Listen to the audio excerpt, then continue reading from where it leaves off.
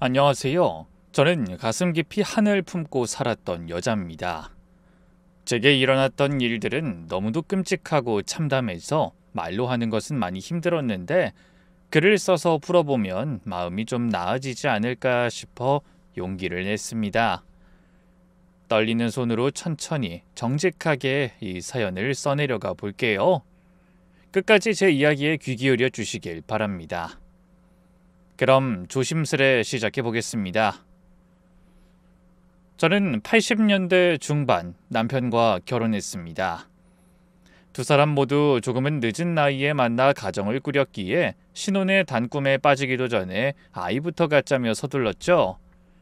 하지만 생명은 마음 먹는다고 쉽게 찾아오는 것이 아니더군요. 7년이 지나도록 아무 소식이 없었습니다. 기다림은 점점 체념이 되었고 언젠가부턴 둘이 살아도 괜찮다는 위로로 하루하루를 묻어가며 살았습니다. 그러던 어느 봄날, 그렇게도 간절히 바라던 기적이 찾아왔습니다. 축하드립니다. 임신이세요. 그동안 그렇게 듣고 싶던 말이었는데 막상 현실에서 들으니 꼭 거짓말 같았습니다. 그래서 물었어요. 정말요? 선생님, 오늘 혹시 만우절 아니죠? 여보, 의사 선생님이 농담하시겠어? 당신 임신이래. 나 아빠 되고 당신은 이제 엄마가 되는 거야. 믿어지지가 않아. 곧 우리 결혼한 지도 강산이 변할 만큼인데 하늘이 일부러 늦게 주신 거야. 그만큼 특별한 선물이라는 뜻이지. 여보, 정말 수고했고 너무 잘했어. 의사 선생님이 다시 한번 임신이라고 하셔서 그제야 웃을 수 있었습니다. 노산이니 조심 또 조심하면서 일상을 지냈답니다. 남편은 저에게 직장도 그만두라고 했지만 앉아서 편하게 하는 일이고 아깝기도 해서 퇴직은 하지 않았어요. 나중에 정말 힘들면 제가 먼저 그만두겠다고 말했죠. 10달 뒤 사랑스러운 딸이 태어났어요. 진통을 10시간 넘게 했는데 딸의 얼굴을 보는 순간 아팠던 것이 싹 가셨습니다. 남편과 저는 새로운 가족인 딸 덕분에 사는 게 2배, 아니 10배는 더 행복했답니다. 딸아이는 무럭무럭 건강하게 잘 자랐어요. 저희 부부도 다른 집 부모들처럼 딸이 천재거나 특별한 아이인 줄 알았죠. 그런데 지극히 평범한 아이였어요. 딸아이가 초등학교에 입학하고 제가 학부모가 되었을 때는 출산했을 때만큼이나 신기하고 기뻤습니다. 어린 것이 언제 이만큼 자라서 책가방을 메고 학교에 가게 되다니 참 기특하고 멋지고 예뻤죠. 주중에는 남편이 딸을 챙겼어요.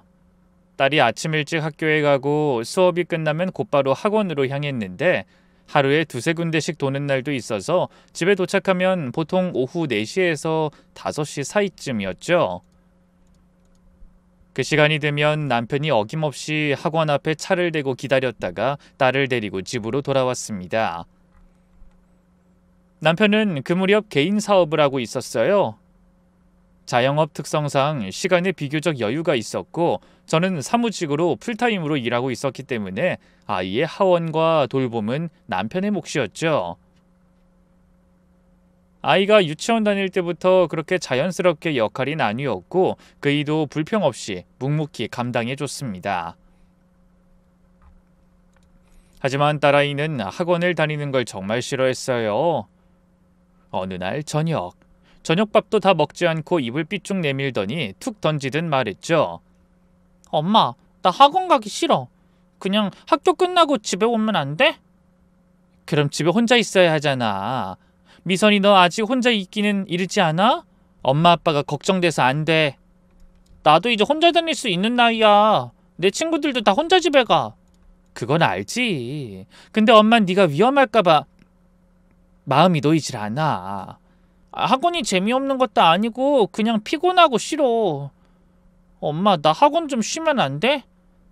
딸은 말끝을 흐리며 고개를 푹 숙였고 그날 이후로도 비슷한 말을 몇 번이나 반복했어요.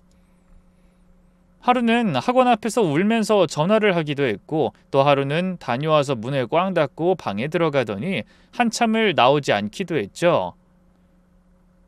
그렇게 몇 달을 싫다고 힘들다고 가지 않겠다고 졸라댔습니다. 결국 남편과 앉아서 조용히 의논을 했고 긴 대화 끝에 제가 회사를 그만두고 아이를 직접 돌보기로 결정을 내렸습니다. 사실 저도 회사 일에 지쳐가고 있었고 딸과 보내는 시간이 너무 짧다는 죄책감도 점점 커져가고 있었거든요. 그래서 남편에게 말했죠. 여보, 앞으로 딱 3개월만 더 다니고 그만둘게. 그때까지만 당신이 미선이 하원 챙겨줘. 이후엔 내가 다 할게.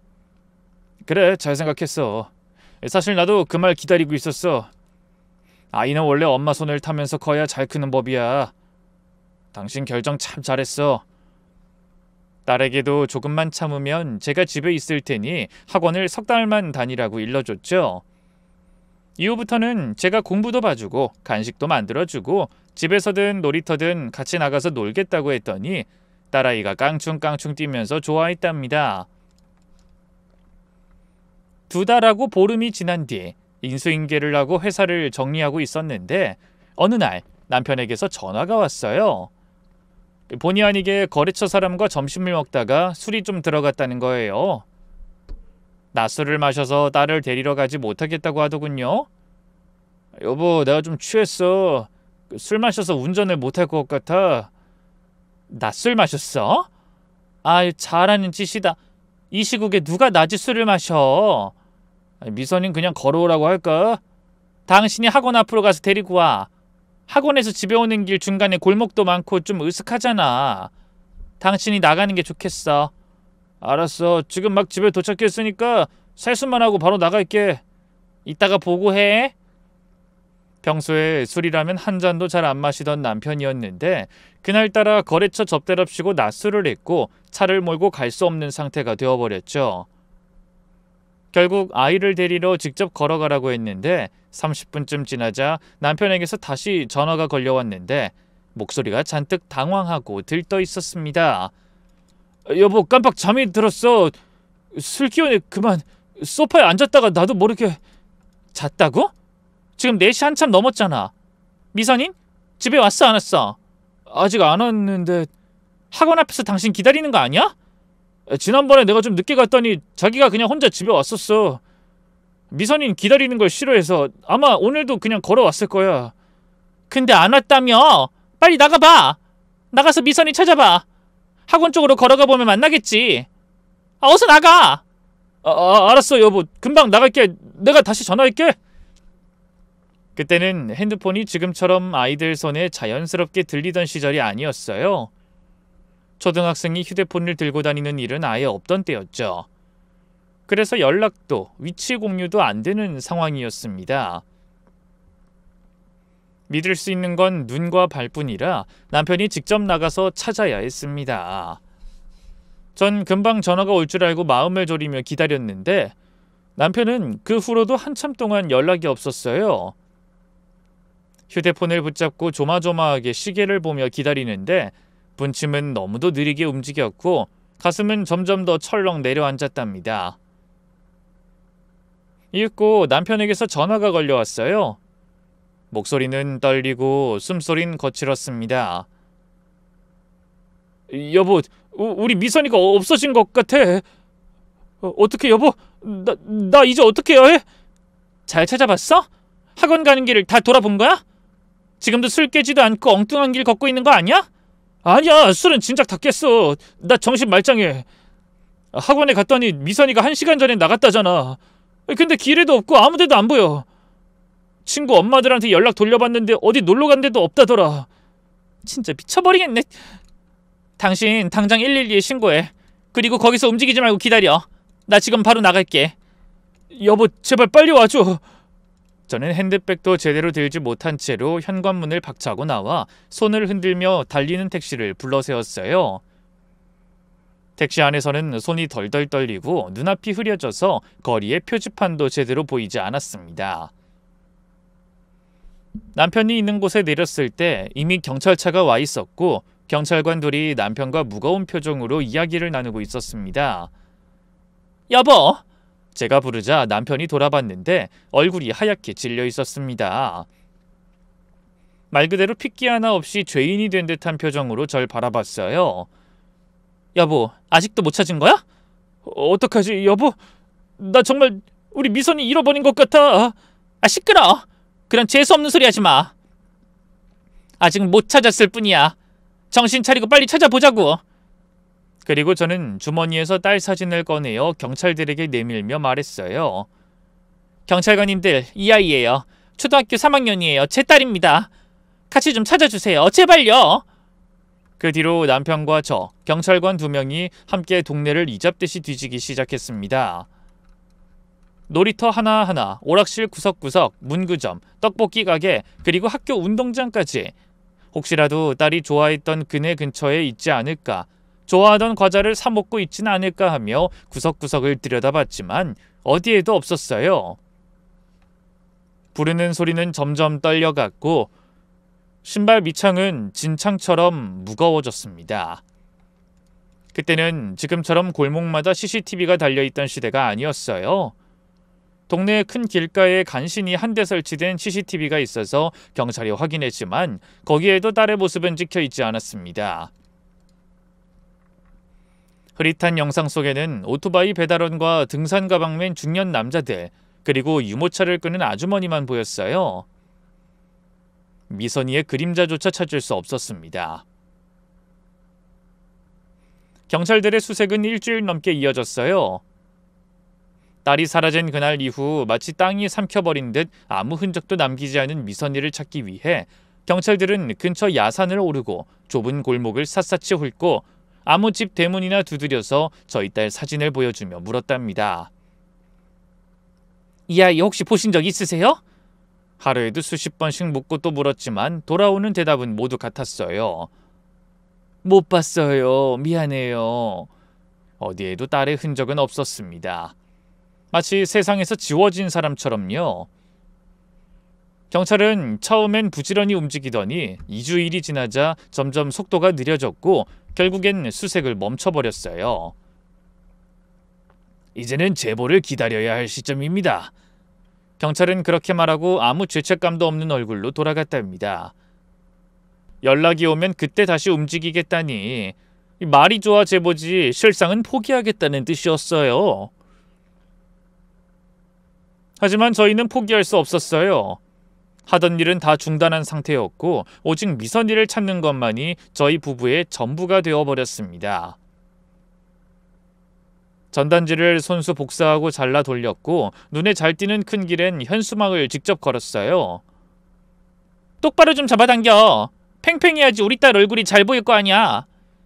저는 애써 씩씩하게 말했지만 손에 들린 끈이 덜덜 떨렸습니다. 남편은 맥없는 손으로 끈을 당기며 기운 빠진 목소리로 말했어요. 알겠어 여보.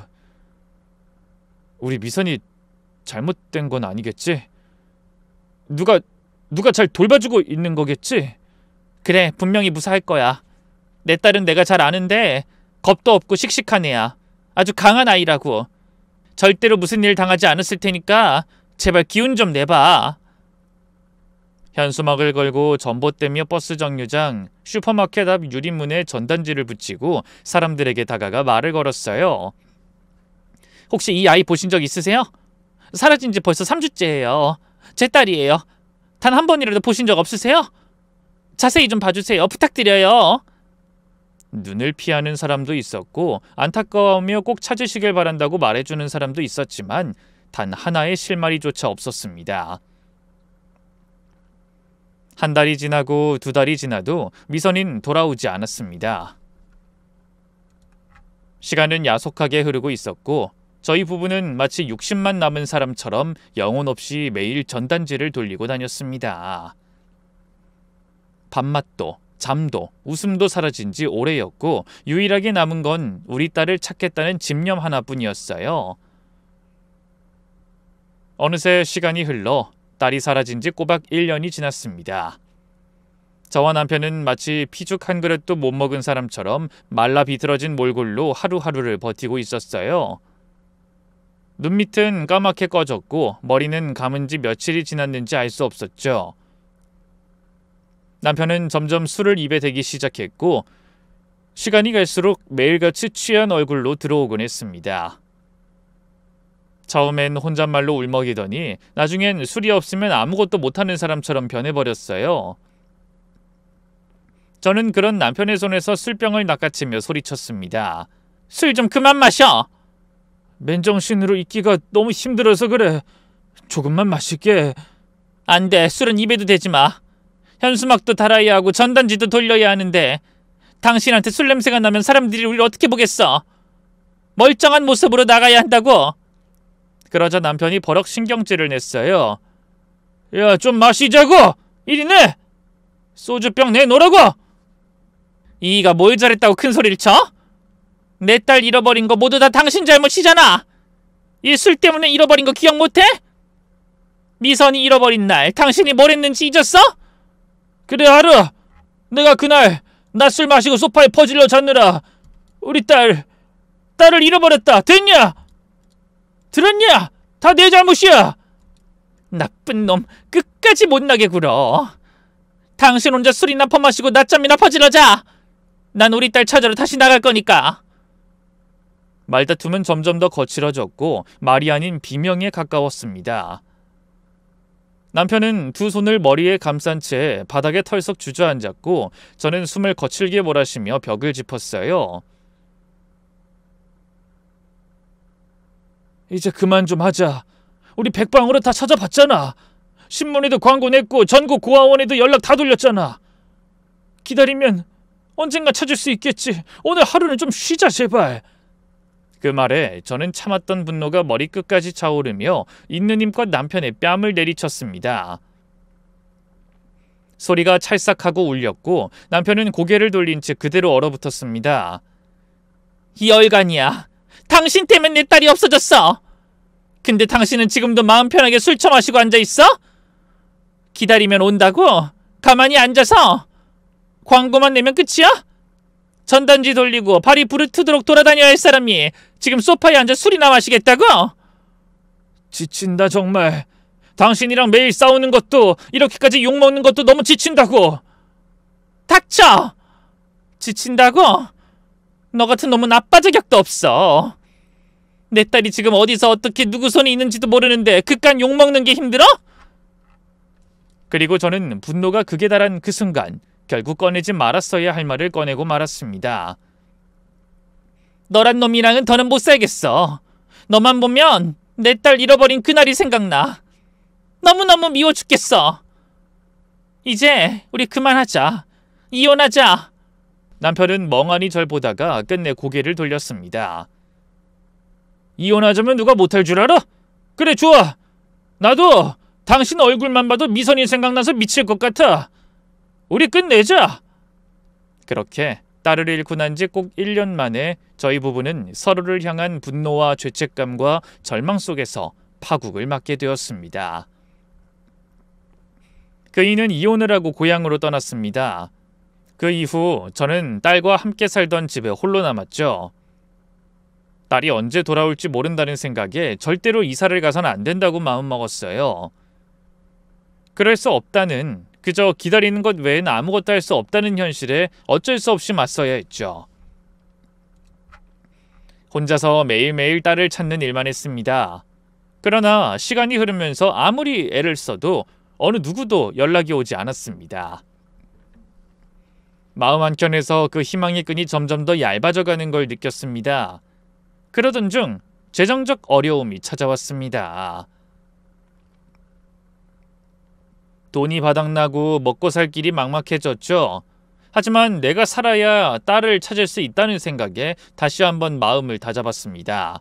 그래서 일을 해야겠다고 결심했어요. 딸을 찾기 위해서 내가 굶어 죽을 순 없다는 생각으로 몸을 움직였죠.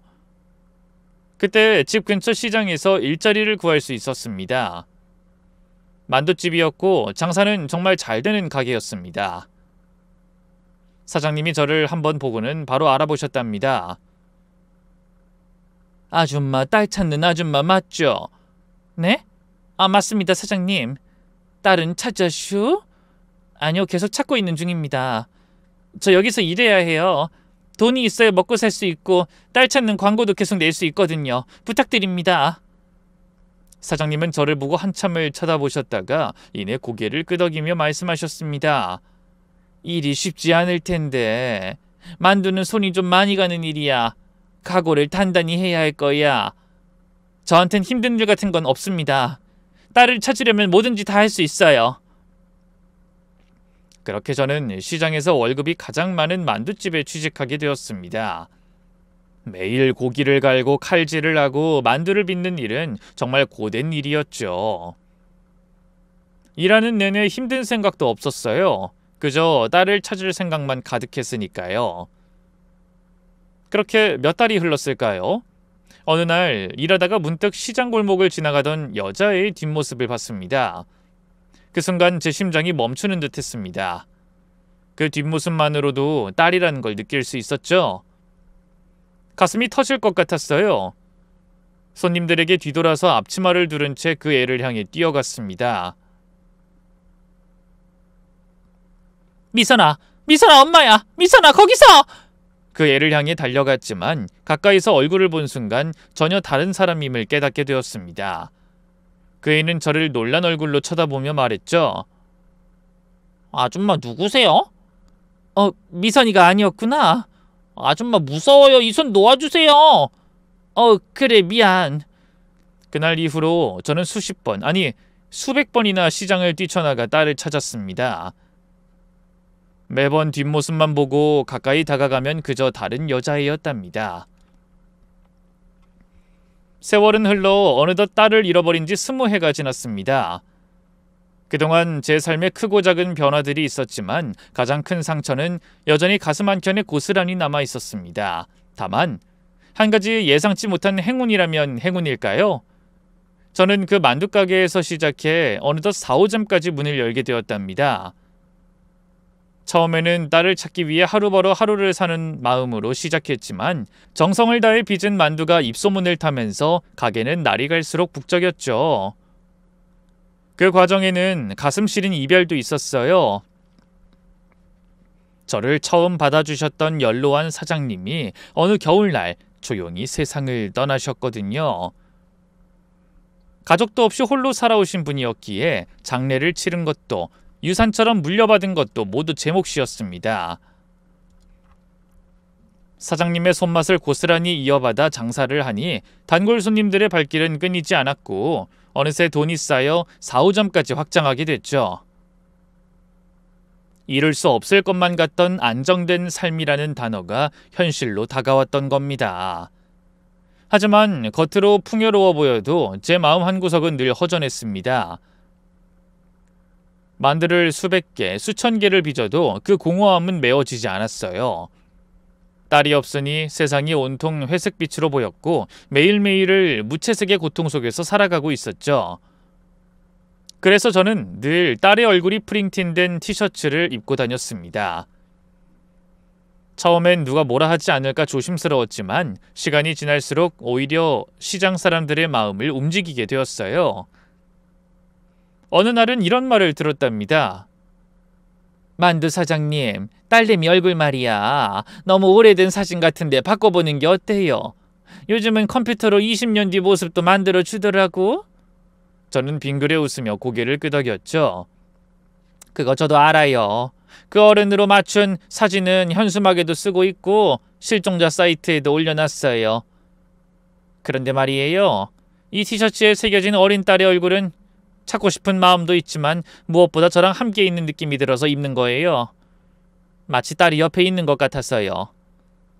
그 말을 들은 단골 손님은 눈시울을 붉히며 한마디를 남기고 떠났습니다. 참 딱하네. 자식 잃은 애미의 마음을 그 누가 헤아릴 수 있겠어. 사장님, 제발 꼭 찾으셔야 해요. 딸내미도 어딘가에서 엄마를 그리워하고 있을 거예요. 힘내셔요, 사장님. 그날 이후로도 제 가게를 찾는 손님들은 하나같이 제 티셔츠 속 딸의 얼굴을 보며 한마디씩 건넸습니다. 그러던 어느 날이었어요. 여느 때처럼 가게 문을 열고 만두를 찌고 고기를 다지고 손님을 맞이하고 있던 참이었죠. 땀을 훔치며 바쁜 하루를 보내고 있는데 눈에 익지 않는 여자 손님이 하나 들어왔습니다. 또래보다 좀 앳된 인상에 검정색 코트를 단정히 여민 채 조용히 문을 열고 들어오더라고요. 포장을 하려나 했더니 뜻밖에도 자리에 앉아 먹겠다고 하더군요. 혼자 와서 말없이 메뉴판도 보지 않고 곧장 고기만두 주세요라며 주문했습니다. 이윽고 만두를 내어드렸는데 이상하게도 그 아가씨는 만두를 하나 집어 입에 넣을 때마다 제 쪽을 힐끔힐끔 바라보는 겁니다. 마치 뭔가 말하고 싶은데 망설이는 사람처럼요. 처음엔 그러려니 했지만 시선이 너무 자주 느껴지니 못 본 척 넘길 수 없더군요. 그래서 조심스레 말을 건넸습니다. 저기 손님, 혹시 뭐 필요하신 거라도 있으세요? 손님은 순간 놀란 듯 눈을 깜빡이더니 천천히 고개를 저으며 말했어요. 아니에요. 만두가 아주 맛있네요. 소문 듣고 왔는데 진짜 맛집이네요. 아이고 감사합니다. 단무지 더 드릴까요? 네 주세요. 단무지 좋아해요. 손님은 단무지를 받아선 또다시 제 쪽을 바라보며 천천히 만두를 씹었죠. 그 눈빛이 어딘가 수상하면서 복잡한 감정이 얽힌 듯 보여 괜히 가슴이 서늘해졌습니다. 그런데 다른 손님들이 하나둘 들어오기 시작하자 마치 무언가에 쫓기듯 허둥지둥 일어나 가게 문을 열고 사라졌습니다. 계산은 정확히 하고 갔지만 그 뒷모습이 이상하리만쯤 기억에 남았어요.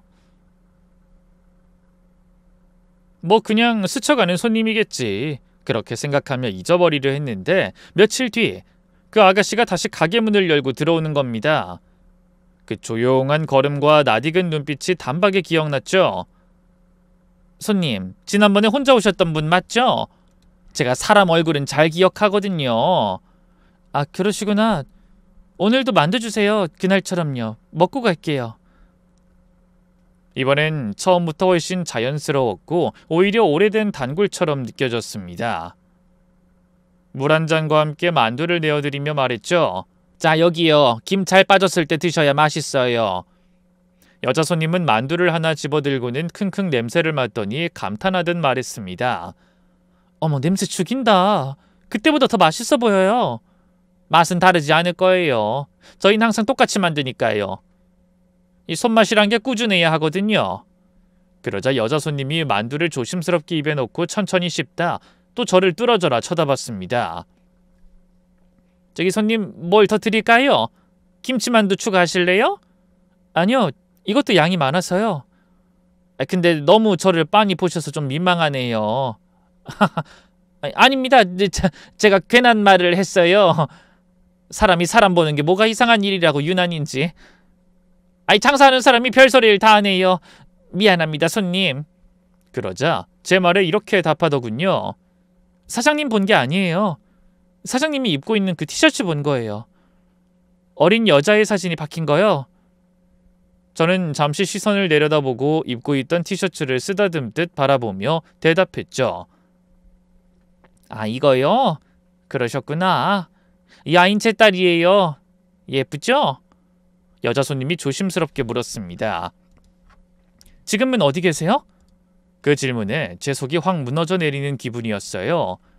그렇지만 전 담담하게 말을 꺼냈습니다. 20년 전에 잃어버렸어요.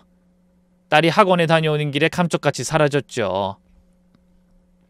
어디에선가 살아있다고 믿고 있지만 아직은 찾지 못했어요. 혹시라도 이렇게 생긴 여자애, 아니 지금쯤이면 다 컸으니 이 얼굴이랑 닮은 여자를 보시거든 꼭 연락해 주세요. 그 순간 손님이 숟가락을 내려놓더니 조용히 제 눈을 바라보며 입을 열었습니다. 연락 줄 필요 없이 지금 말씀드릴게요. 그 여자애 꼭 저 같아요, 사장님. 그 말에 제 심장이 덜컥 내려앉았습니다. 마치 천둥이 머리 위에서 터진 듯 등줄기를 타고 전기가 흐르는 느낌이었어요. 제가 벙쪄서 아무 말도 못하고 서 있자 그 아가씨는 조심스럽지만 확고한 목소리로 다시 말을 이었습니다. 사장님, 혹시 이름이 박정미 씨 아니세요? 어릴 적 제 기억 속에 우리 엄마 이름이 그랬던 것 같거든요. 그리고 이 티셔츠에 있는 여자애 너무 저랑 닮아서요. 그 말에 저는 마치 정신이 한순간에 털리는 듯 얼어붙은 채로 되묻고 말았죠. 뭐라고요? 지금 뭐라 하셨어요? 제 이름을 어떻게 알았죠? 그리고 이 사진 속 아이가 손님 같다고요? 목소리가 떨리고 가슴속 어딘가가 조여오는 기분이 들었습니다. 숨을 가다듬으며 제 머릿속을 재빨리 굴렸습니다. 혹시라도 내가 현수막에 이름을 적었던가? 아니면 인터넷 실종 아동 공고에 내 이름이 있었던가? 그러나 아니었어요.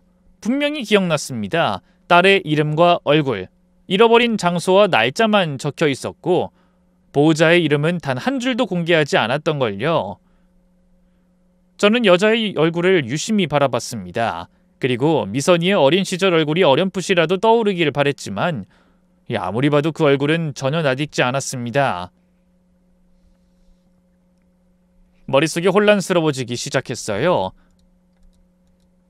하지만 의심은 지울 수 없었죠. 그래서 차갑고 단호한 목소리로 물었습니다. 손님, 내 이름은 어떻게 하신 거예요? 그러자 그 아가씨는 약간 떨리는 숨을 내쉬며 대답했죠. 말 그대로예요. 기억이에요. 흐릿한, 아주 희미한 기억. 엄마 이름이 박정미였던 것 같다는 기억. 저는 10살쯤 고아원에 있었고 그때 입양됐어요. 지금은 양부모님과 살고 있지만 친부모에 대한 기억은 거의 없어요. 이름만 어렴풋이 남아있었죠. 근데 이곳에 와서 사장님 얼굴 보자마자 이상하게 낯설지가 않았어요.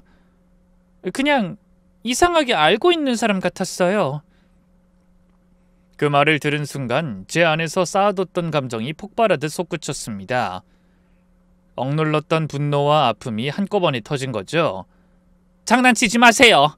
이 일은 나에게 너무 아픈 일이에요. 그 아픔을 이렇게 함부로 건드리지 마세요. 장난친 거라면 지금 당장 사과하세요. 손님은 놀란 듯 눈을 크게 떴다가 곧 진지한 표정으로 제게 말했습니다. 사장님, 제가 장난치는 것처럼 보여요? 아니에요. 저 진심이에요. 정말로 사장님이 친엄마일 수도 있을 것 같아서 그걸 확인하고 싶어서 온 거예요. 사실은 인터넷에서 우연히 사장님의 실종 아동 광고를 보게 됐어요. 거기 나온 티셔츠 속 아이 얼굴을 보고 멈췄었어요. 제 어릴 적 모습이랑 흡사해서요. 그리고 만두집도 일부러 찾아왔어요.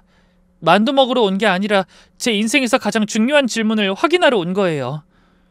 그 말에 저는 마른 침을 삼키며 다리에 힘이 풀릴 듯한 감정으로 다시 물었죠.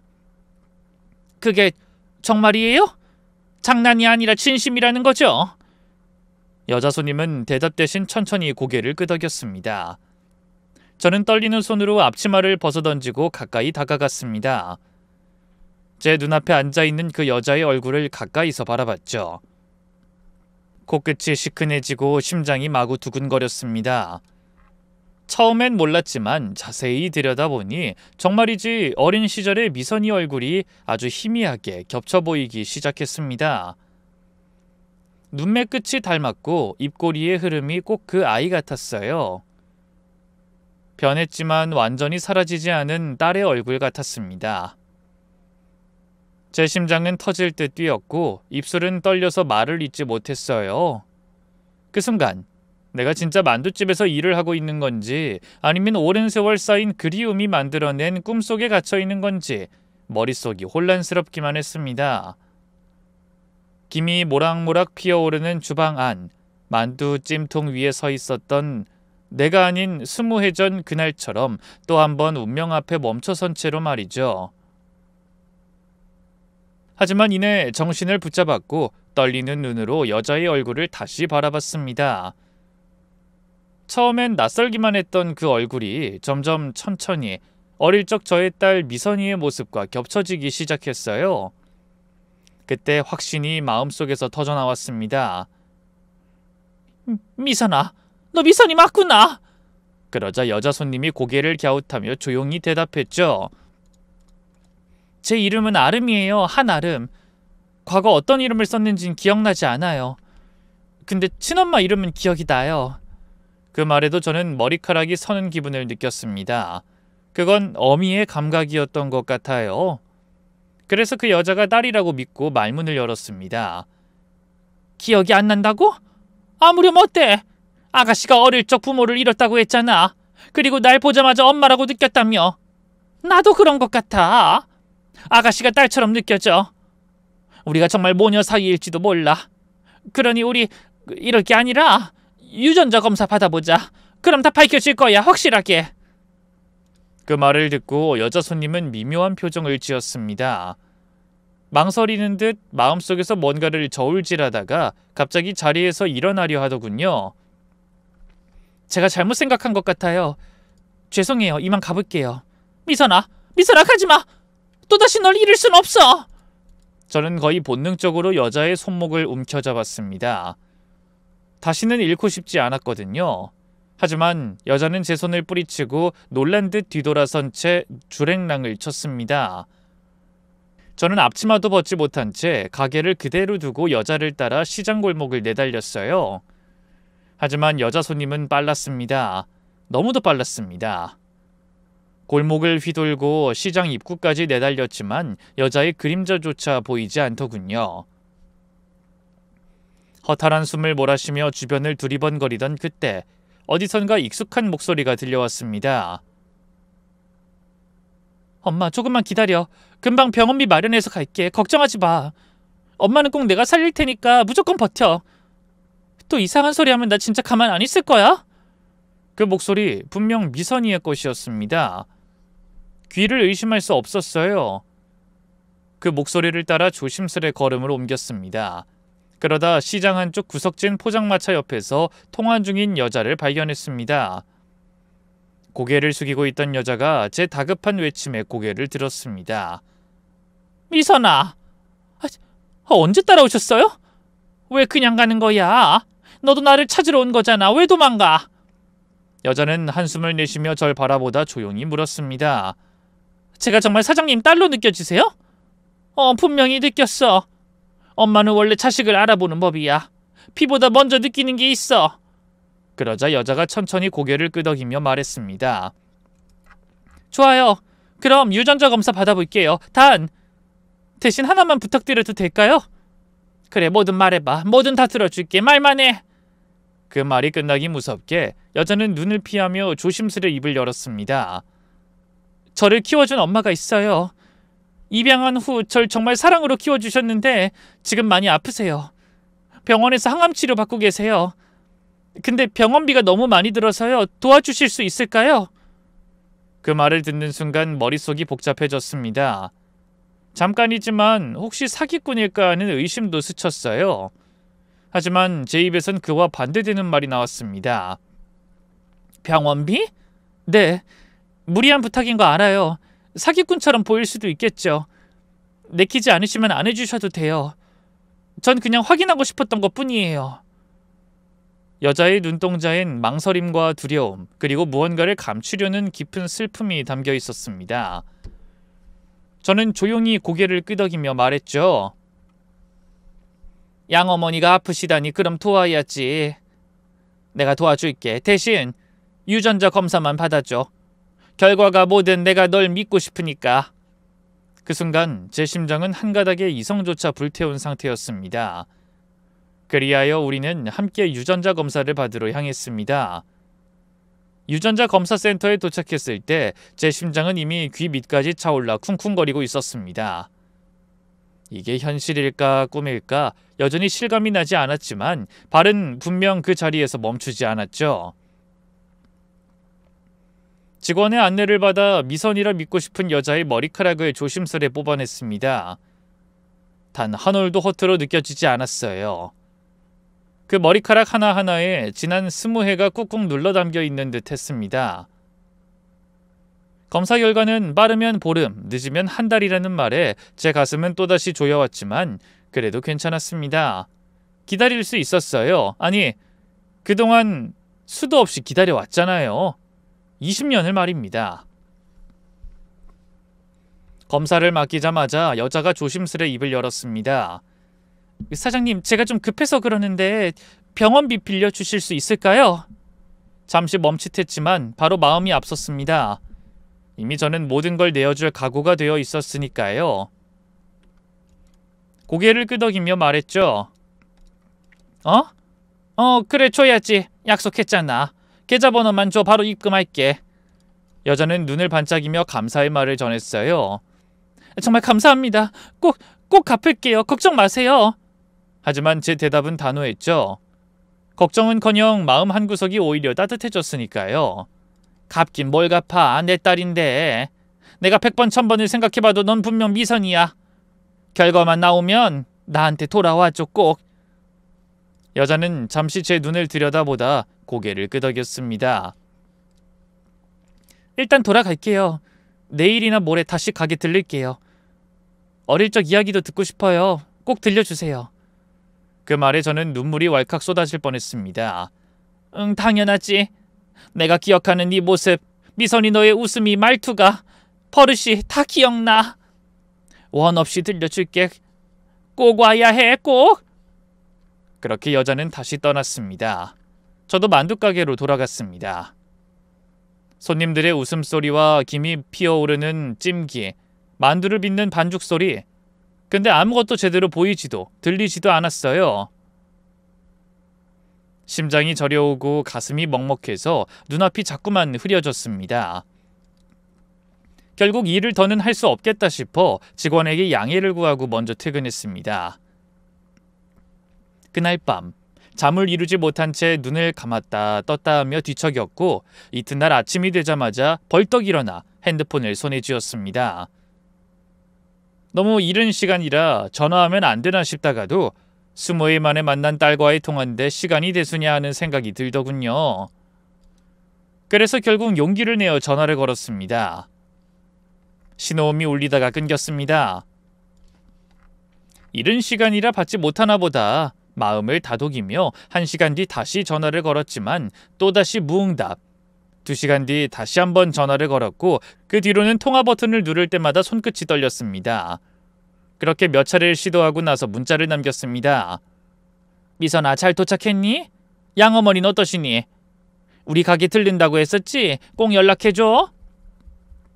그 문자를 보내고도 하루 종일 핸드폰만 만지작거리며 기다렸지만 답장은 오지 않았습니다. 이틀이 지나고 사흘, 나흘이 지나도 여자는 끝내 연락을 주지 않았습니다. 핸드폰은 울리지 않았고 문자엔 아무런 반응도 없었죠. 일주일이 되는 날 핸드폰을 다시 눌러봤는데 전원이 꺼져 있습니다 라는 기계음만 차갑게 되돌아오더군요. 시간이 흐를수록 심장이 조여드는 듯한 고통이 몰려왔습니다. 말라붙은 입술로 하루에도 몇 번씩 속으로만 이름을 부르고 또 불렀습니다. 그러던 어느 날 가게로 찾아온 단골 손님 한 분이 제 얼굴을 보고는 이상한 낌새를 눈치챘습니다. 아니 만두 사장, 무슨 일 있어? 안색이 왜 그래? 네? 아니요, 그냥 좀 피곤했어요. 무슨 일이야? 말을 해봐. 아니 내가 20년 넘게 사장님 가게 들락거렸지만 오늘처럼 초조한 얼굴 처음 봐. 마치 심장이 딱 붙들린 사람처럼. 그 말에 저는 결국 더는 숨길 수가 없었습니다. 그렇게 한숨을 내쉰 뒤 조심스레 입을 열었죠. 그래 보여요? 손님, 혹시 제 얘기 좀 들어주시겠어요? 그리고는 그날 처음 만났던 여자 손님부터 유전자 검사, 병원비, 그리고 지금까지 연락이 끊긴 이야기까지 감정이 터져나오는 것을 참으며 털어놨습니다. 저는 숨김없이 진심을 담아 말했어요. 가게 한편에서 만두를 먹던 손님은 말없이 들으며 천천히 숟가락을 내려놓더니 제 등을 퍽 하고 쳤습니다. 아니 못난 사람아, 그건 사기잖아. 정신 좀 차려. 사기요? 아니에요. 분명히 그 아이는 제 딸이라는 느낌이 있었어요. 아니야, 그건 마음이 만든 착각이야. 네 마음을, 그 딸을 향한 그 간절한 마음을 누군가가 교묘하게 이용한 거라고. 사기꾼이 작정하고 들어온 거야. 지금 당장 경찰에 신고해. 안 돼요. 어떻게 딸일지도 모르는 아이를 경찰에 신고해요. 이 사람 정말 정신 나갔네. 아직도 세상이 어떤 곳인지 몰라. 이 사람 마음이 얼마나 약해질 수 있는지, 그걸 노리고 달려드는 인간이 얼마나 많은지 알아. 당장 신고해. 그 말에 저는 혼란스러웠습니다. 믿고 싶었지만 다시 생각해보니 그 모든 상황들이 어딘가 이상하긴 했어요. 너무 빠르게 다가왔고 너무 쉽게 제 마음을 파고들었고 너무 자연스럽게 돈을 요청했죠. 그럼 정말 그 여자가 날 속인 거예요? 단골 손님은 혀를 차며 고개를 저었습니다. 아유, 답답하. 장사는 그렇게 잘하면서 왜 이런 데서 넘어가? 마음이 약하다고 다 이해해주는 세상 아니야. 어서 경찰서 가서 말해. 사장님 돈 다 빼돌리기 전에 어서 찾으라고. 그제야 저는 무거운 마음으로 자리에서 일어났습니다. 네, 알겠어요. 그럼 저 먼저 일어날게요. 곧장 경찰서로 향했습니다. 마음은 불덩이처럼 타올랐고 팔다리는 휘청거릴 정도로 떨렸습니다. 힘들게 경찰서에 도착하자 저는 그간 있었던 일을 하나하나 설명했습니다. 경찰들은 제 말을 가만히 들으며 고개를 끄덕였고 제가 입금했던 계좌 내역을 받아선 바로 조회에 들어갔습니다. 한참 동안 기다리자 경찰 중 한 명이 무거운 얼굴로 다가왔습니다. 사장님, 위치 파악됐습니다. 검거 협조가 필요합니다. 이 사기친 여자가 맞는지 확인해 주시면 바로 체포하겠습니다. 저희랑 동행해 주시죠. 그 말에 저는 숨이 막히듯 대답했습니다. 네? 네, 알겠습니다. 그렇게 경찰차에 올랐습니다. 창밖으로 지나가는 거리가 낯설게만 느껴졌고 심장은 두근거리는 것이 아니라 아예 소리를 잃은 듯 조용해졌습니다. 속으로 계속 되뇌었죠. 설마 진짜 사기였던 걸까? 아니야, 어쩌면 무슨 사정이... 모르겠어. 뭐가 어떻게 된 건지 모르겠어. 도착한 곳은 병원이었습니다. 경찰관이 조용히 신분증을 꺼내들고 병원 접수 창구에서 몇 마디를 주고받자 곧 여자가 어디에 있는지 알려줬습니다. 저는 경찰과 함께 엘리베이터를 타고 묵묵히 올라갔습니다. 층수가 높아질수록 제 심장은 더 불안하게 요동쳤고 숨소리는 점점 더 거칠어졌습니다. 마침내 해당 층에 도착해 서늘한 복도를 따라 조심스럽게 걸어갔습니다. 복도 끝 회색 병실문 앞에 도착하자 경찰관이 손잡이를 돌려 문을 열었습니다. 문이 열리는 순간 눈앞엔 너무나 익숙한 얼굴이 있었습니다. 바로 저에게 엄마일지도 모른다고 했던 그 여자. 모든 것이 거짓말이었던 사기꾼일지 모를 그 여자. 그리고 그 옆에 병상에 누워 고통스럽게 숨을 몰아쉬는 아마도 그녀의 양어머니로 보이는 여인이 누워 있었습니다. 순간 사기꾼 여자가 돌아보더니 절 보곤 눈을 크게 떴습니다. 어머, 사장님? 여긴 어떻게 알고 오셨어요? 그 말에 저는 참았던 감정을 억누르며 한 걸음 앞으로 다가섰습니다. 어떻게 알았냐고? 너 미선이 아니었니? 나한테 거짓말한 거야? 왜 아무 연락도 없었던 거야? 여자는 얼떨떨한 표정으로 손을 내저으며 말했죠. 저희 엄마가 갑자기 많이 안 좋아지셔서요. 간병하느라 핸드폰을 제대로 볼 틈이 없었어요. 근데 이분들은 누구시죠? 경찰관이 조용히 신분증을 내보였습니다. 여자의 눈동자가 순간 휘둥그레지며 뒷걸음질을 쳤습니다. 그제야 분위기가 달라졌다는 걸 눈치챈 듯 입술을 달싹였지만 무슨 말을 해야 할지 몰라 보였습니다. 같이 경찰서에 좀 가실까요? 그 말이 떨어지려는 순간 병실 문이 또다시 열렸고 한 남자가 큰 봉투를 들고 들어왔습니다. 퀵서비스입니다. 모두의 시선이 그 봉투를 향했습니다. 여자는 놀랄 만큼 침착하게 봉투를 받아들고 그 자리에서 바로 뜯더군요. 그리고는 봉투 안에서 종이를 꺼내 저를 향해 내밀었습니다. 경찰서 가기 전에 이거부터 보시죠, 사장님. 뭔데 그래? 이게 뭐야? 손끝이 떨렸습니다. 그 종이를 받았을 때 심장이 그야말로 멎는 줄 알았습니다. 그리고 그 종이 위에 적힌 글자. 유전자 검사 결과 친자일치 99.99%. 그 순간 마른 입술로 숨을 들이켰다 입 밖으로 터져나오는 울음이 제지되지 않았습니다. 눈물이 왈칵 쏟아졌고 코끝이 시큰해진 채로 종이를 들고 무릎을 꿇을 뻔했습니다. 세상에, 내 딸이 맞았네. 맞았다고, 미선아. 제 손에 들려있던 그 한 장의 종이는 20해 동안 지닌 그리움과 눈물과 가슴을 도려내던 세월을 한순간에 덮어줬습니다. 땅이 흔들리는 것 같았고 세상이 멈춘 듯 했어요. 딸아이는 조용히 말했습니다. 그러네요. 제가 친딸이 맞네요. 그런데 경찰을 데리고 오셨네요. 그 말에 저는 고개를 푹 숙이며 어찌할 바를 몰라 더듬더듬 말했습니다. 아니야, 그게 아니야. 오해야. 탄골손님이 자꾸 사기일 거라고 해서 내가 뭘 말하는지도 모르겠어. 미안해, 정말 미안해. 경찰관님들, 제가 잘못했어요. 제가 오해한 겁니다. 이 여자는, 아니, 이 아이는 제 딸입니다.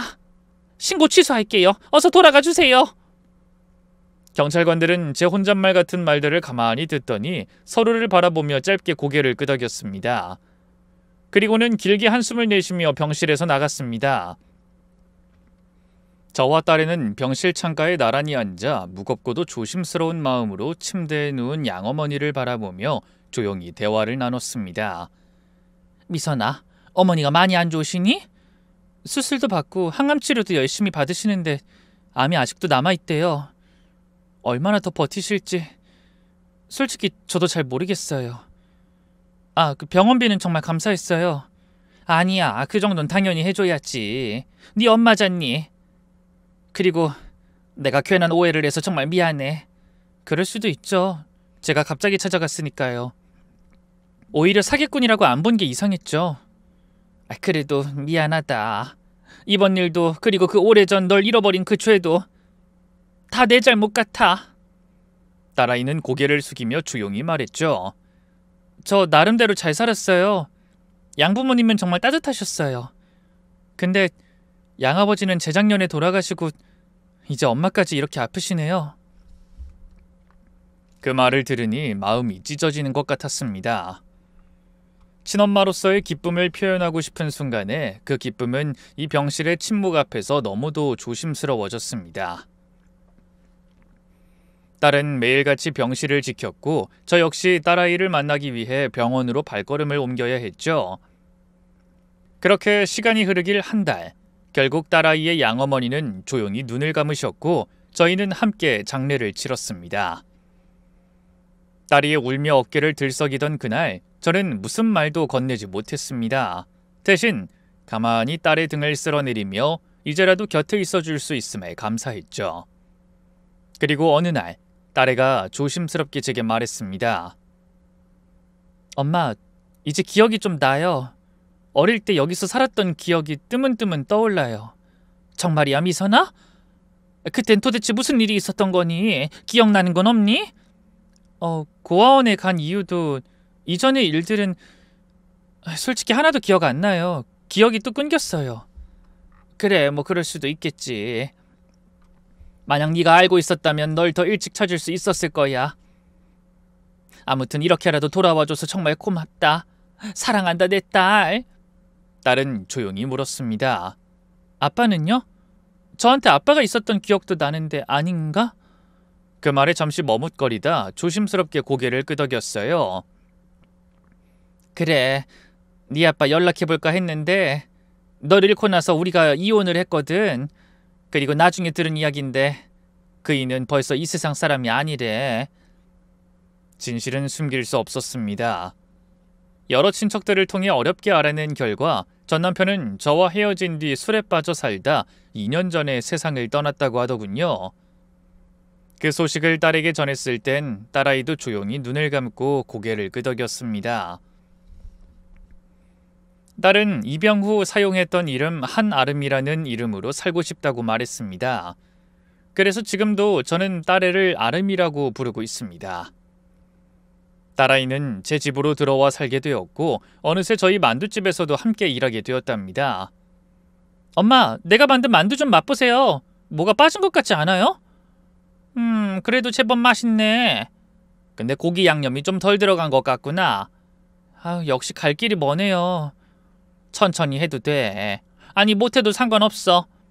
딸님이 네가 내 옆에만 있어주면 난 그걸로 충분하니까. 엄마, 저도요. 엄마 옆에 있어서 정말 좋아요.